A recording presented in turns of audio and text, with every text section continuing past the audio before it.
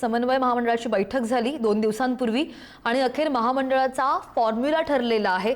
भाजपला 49, शिवसेनेला 29% वाटा मिळाल्याची माहिती आहे। राष्ट्रवादी काँग्रेसला 22% महामंडळ मिळणार आहेत आणि 110 महामंडळ संस्थांचा रखडलेलं वाटप महिनाभरात पूर्ण होणार आहे। तीनही पक्षांमध्ये फॉर्म्युला ठरला आणि त्यामुळे पदाधिकाऱ्यांना दिलासा मिळालेला आहे। महामंडळ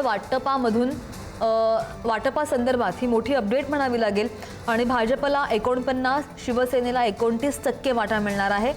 राष्ट्रवादी काँग्रेसला 22% महामंडळ मिळणार आहेत। महत्त्वाची बैठक 2 दिवसांपूर्वी पार पडली आणि ही बैठक बरीच महत्त्वाची मानली जात होती। मात्र या तिन्ही पक्षांमध्ये फॉर्म्युला ठरल्यानं पदाधिकाऱ्यांना मोठा दिलासा मिळणार आहे। महायुतीमधील महामंडळ वाटपाचा फॉर्म्युला अखेर ठरलाय। भाजपला 49%, शिवसेनेला 29% वाटा, तर राष्ट्रवादी काँग्रेसला 22% महामंडळ दिली जाणार आहेत, मिळणार आहेत।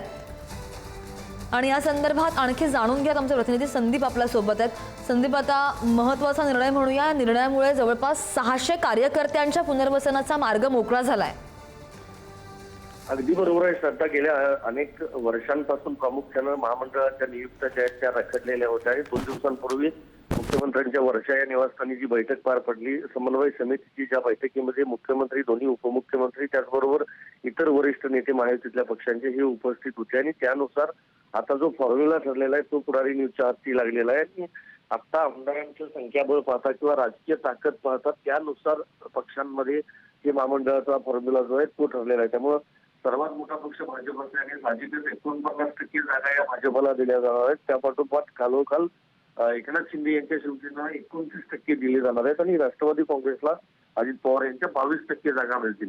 महत्वाचं हेच आहे की आता यामध्ये देखील फॉर्म्युला जरी ठरलेला असला तरी कुठली महामंडळं कुणाला जातात, कारण प्रामुख्यानं बघायला गेलं तर काही महामंडळे ही जास्त आर्थिक म्हणजे त्यांची जी काही गुंतवणूक असते किंवा जो काही तिथला आर्थिक व्यवहार असतो तो मोठ्या प्रमाणामध्ये असतो आणि काही महामंडळे अशी आहेत की ज्यांना गरीब देखील समजलं जात आहे। त्यामुळे यातली आणि कुठली महामंडळं कुठल्या पक्षाला मिळतात हे बघणं महत्वाचं असेल।